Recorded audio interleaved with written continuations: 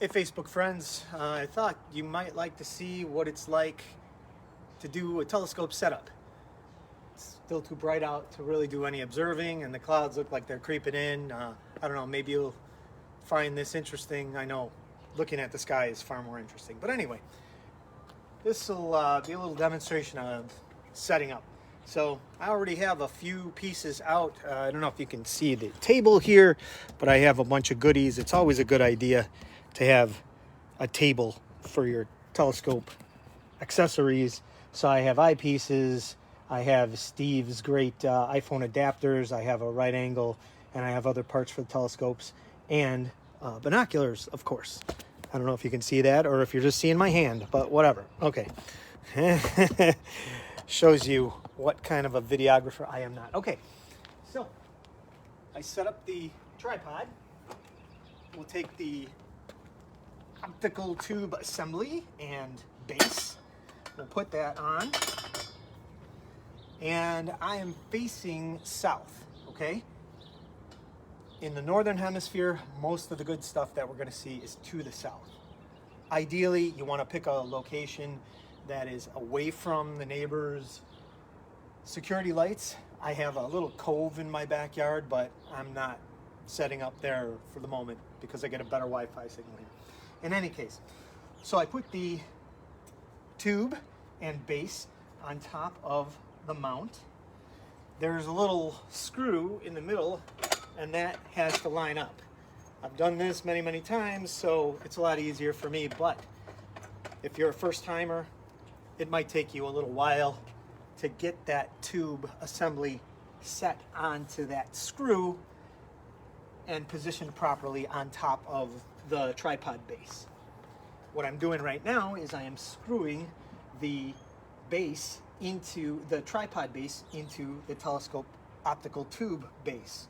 This is a go-to scope, so inside this base are all the electronics, the gears, and all the good stuff that make it go to. Now, I like to kind of tip the mount as I'm tightening this a little bit.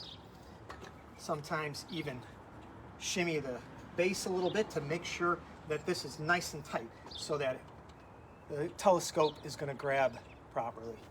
All right, so now I release one of the clutches and I level the tube.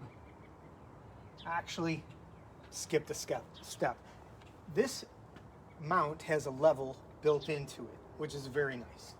If you don't have a mount like that, get yourself a little level, put it on there, make sure that your base is level, because the alignment setup requires a few steps. One is the scope has to be level, and two, you probably want to level the optical tube, and then three, you want to do a 2-star alignment if your scope allows you to.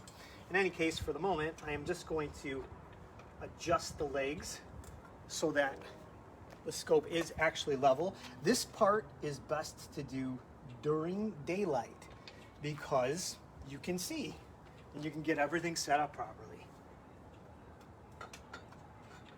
If you do it when it's already dark, you're going to need a flashlight, and if you're observing with a group, that's a no-no because you ruin everybody's night vision. All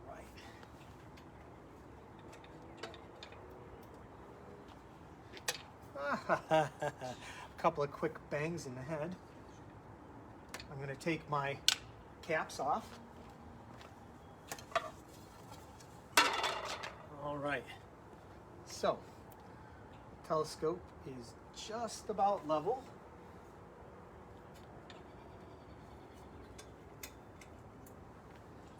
The better you level your scope and the better you do your alignment, the better your tracking will be. Okay, so like I said, this scope, this Meade LX200, this is my favorite out of my scopes, and I use it most of the time.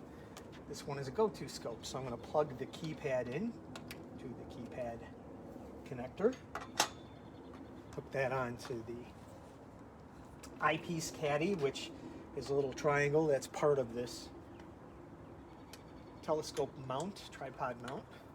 I'm going to remove the cap on the visual back, and I'm going to put my 2-inch, I like the 2-inch right angles, not a right angle finder, I'm sorry, just a right angle. Now, if you have a Newtonian, you won't be using a right angle, but the refractors and the Cassegrains and Moxitauds, you'll want to use a right angle. I then put an eyepiece. This is a 30mm 2-inch eyepiece. Both of these were bought secondhand from my friend Bill, who has the best toys. And when he's done with them, sometimes I get to buy them. And I got this scope on auction, so I got it at about a fifth of the price maybe that you would pay for it brand new, maybe even better. So, you know, astronomy can be an expensive hobby, but if you do it on a budget and you're smart about it, you don't have to break the bank. Plugging in the power, turning it on. It'll take a second to go through its initialization, and of course it is still too bright out for any stars. But what I would normally do at this point is make sure that it knows where it is. Sometimes you have to set them up with the latitude and longitude. You probably only have to do that once in a great while. Latitude, longitude, time of day, the date, if it's not set correctly, because the go-to scopes are going to build a model of the sky. And so it needs its location, time, and date. Now, there are GPS scopes that you just turn them on and they know where they are. Those are more expensive. But hey, we're doing astronomy and we're using our heads, so we might as well use our heads and know what time it is, what date it is, what our latitude and longitude are, and learn the sky first before we get into all of our go-to gadgets. Anyway, so I would normally pick the site. Site's good. Then I'm going to go to choose my alignment. You don't need to see this part. These differ from telescope to telescope. This is a very old model, but you know, that's okay. Works for me. If you buy a newer scope, you'll have newer sets of commands, probably easier to use. In any case, I'm going to choose an alt-az, so an altitude azimuth kind of a setup. So that means the telescope moves in altitude and azimuth like a kind of a lazy Susan, versus a polar aligned telescope, which points at the North Star at 42 degrees, because we're 42 degrees up right now, 42 degrees north, and it always points at Polaris, and then it tracks around the sky around that polar alignment. This doesn't do that. Polar alignment is better for photography. You can still do photography with this. It's just not as good because it's going to move over and up and over and up, or over and down, okay? As the Earth rotates, the telescope's going to compensate. It's a little bit worse when you do the alt-az, but when you're visually observing, it's not so bad. So I would pick my first star, and then I would go get that star. Let's just say I already found the star. I would enter that, and then I would pick the second star. Sometimes the keypad will remind you to align it, go get the other star, I'll go get the next star. It's a good idea to pick stars far apart in the sky. And this particular telescope and setup process only gives me the bright stars in the northern hemisphere. It's got a southern hemisphere switch. I can switch to those as well. But anyway, we're in the northern hemisphere right now. I'd pick another star, I would align it, and there we go. We've got our alignment done. It'll come back and tell you whether or not it was successful. Usually on some scopes, this one just goes back to a prompt, and then you're ready to just punch in things. You'll have to learn the keypad in order to do that. But that's about how long it takes to set everything up. Now, I already had the mount out here. I already had the optical tube assembly pulled out, and I already had my telescope table full of toys out here. Okay, it takes about 5 minutes or so to get all that set.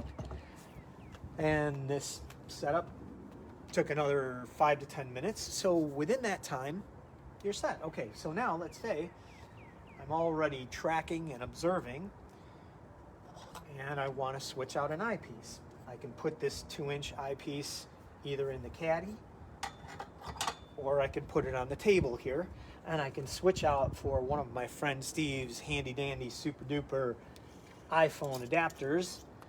This is the Dragonfly, and this is the International Space Station.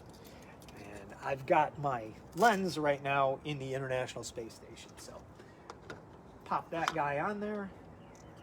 Of course, I'm not going to put the iPhone in there because I'm looking at it right now. Anyway, so I would drop the iPhone in and begin taking pictures or set up my Facebook Live or whatever I want to do. That's about all there is to it. Now, one part that I probably skipped over in terms of finding those stars in the sky is that if you don't already know where they are, or you're not so quick at finding them, I'm going to use my finder stick. So this little telescope attached to the main tube helps me. It magnifies maybe about 7 times or so. So I'm going to point the telescope in a general area where I see a star, and then I'm going to find it in the crosshairs or the reticle of the finder scope. As long as this is aligned or collimated properly with the main tube, what you see in here is what you're going to see in here.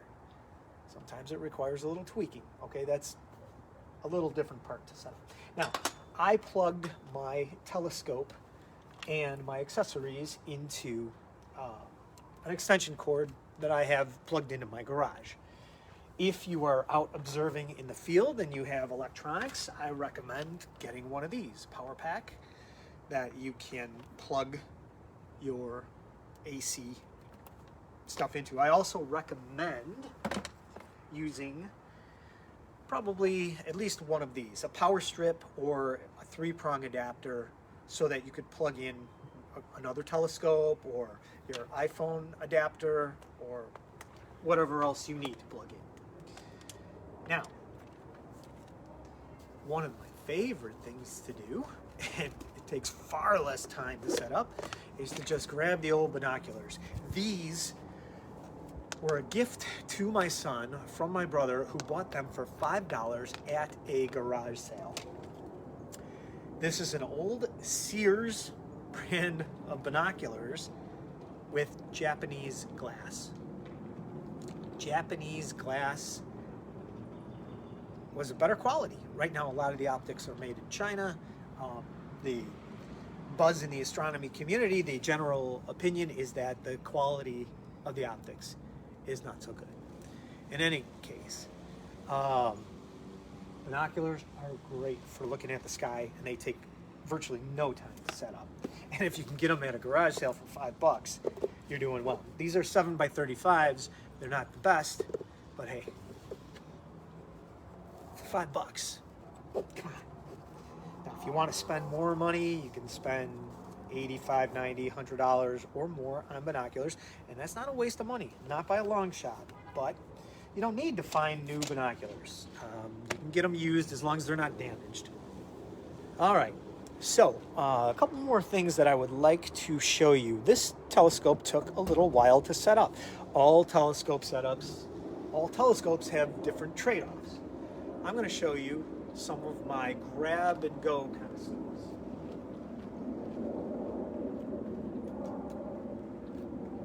This one is my Celestron. It's a 5-inch Celestron.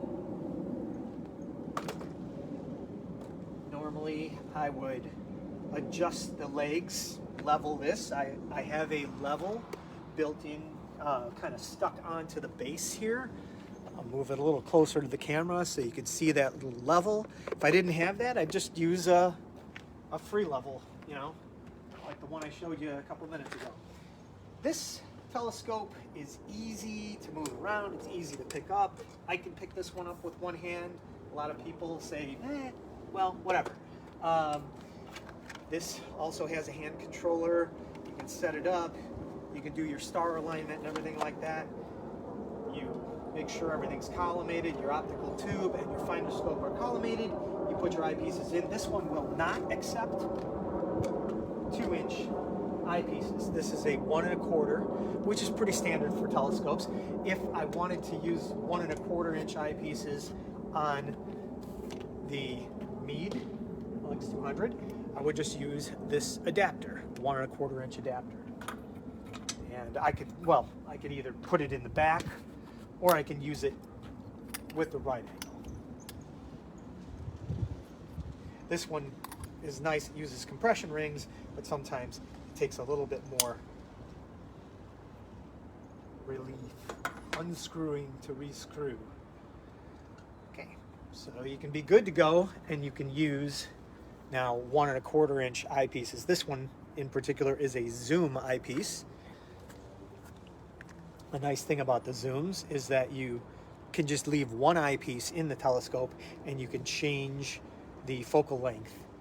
This one in particular goes from 24 millimeters, which is less magnification, all the way down to 8 millimeters, which is more magnification. Just pop that right in the adapter and you're good to go on that. You find yourself some beautiful sights, zoom in as much as you want. Okay. Another favorite scope of mine is the refractor.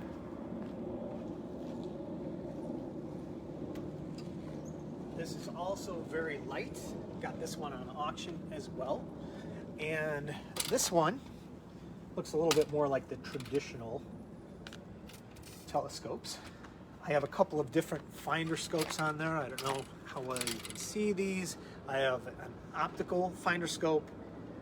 Well, they're both optical, but I have the typical finder scope with lenses that will magnify about 7 times, and then I have a Telrad, which doesn't magnify at all, but it projects a red set of concentric circles on the sky. So that's just another method of finder scope.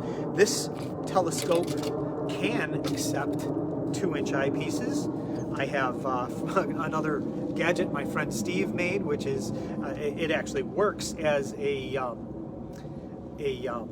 adapter for 1 1/4-inch eyepieces, but I don't have the right angle finder on here now. I only have one 2-inch right angle finder, and right now it's on the Meade. I can switch that over here to the refractor. And this refractor is nice. I take this sometimes when I'm doing presentations for groups or something like that, or volunteering for the Adler, and we're going out to a Scopes and Suds kind of a site, because this was a public scope. That's why I got it on auction. It was used for public outreach. It's been banged up a little bit, but the optics are good and it works. So anyway, that's how quick it is. Again, I would adjust the legs on this tripod. This is a very cheap tripod that I bought to have something to put the optical tube on. But this is a quick grab and go, quick setup. So the Meade, or the Cassegrain telescopes, the go-tos especially, take a little bit longer to set up because you have to do your star alignment. By the way, I'm looking at the sky right now. It's looking cloudier and cloudier, so I guess I'm not going to do the shootout that I was going to do. And I'm not going to get Helter Skelter out of my garage. Helter Skelter's the big guns. That's the 10-inch Newtonian. It's pretty heavy assembly. I have it on a two-wheel dolly. But you know, sometimes I've carried it out to fields and things like that, and that's a pain to set up, but it gets beautiful views of the sky, and especially if you're in a dark sky site, that 10-inch aperture collects a lot of light. Anyway, there's a little guest. It sounds like he would like to join us, so let me go get him. I'll be right back.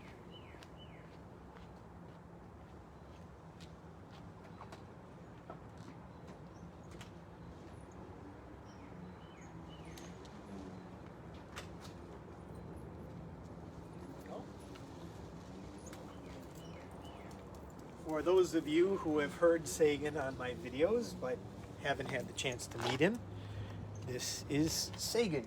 Hey, buddy, say hi. Say hi to your friends out there in Facebook land, Sagan. You don't like, are you gonna moon people? Say hi.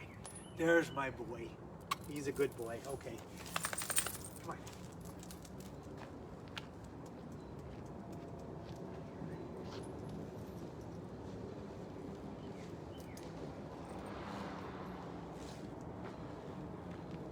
So I haven't really been checking. Welcome anybody who has joined me. Jess, Ken, nice to see you guys. Don't know if anybody has any questions, but feel free to drop mine. Joe, Big Joe, hey, good to see you. Dave Fuller, Dave, Joe and Dave, this is not like one of your videos, okay? You guys are the pros and you do fantastic videos and great instruction. This is just my quick and dirty session to explain how it is, you know, how much time it takes to set up your telescopes and to do neighborhood observing. I'm your friendly neighborhood astronomer. Okay, Joe is the Chicago astronomer. Dave is the great astronomer. I am your friendly neighborhood astronomer doing neighborhood astronomy, trying to avoid light pollution and do some setups and enjoy the beauty of the night sky from my own backyard. And it is doable, and it doesn't take all that long. Practice makes you better. I won't say perfect, but you will get better, and it will take less and less time. And then once you're set up, you get to enjoy the beauty of the night sky. So thanks everybody for watching. I hope you enjoyed it, and I'll check the comments later. Joe, I'm not sure what you're saying there, but anyway, have a great night, everybody. Take care.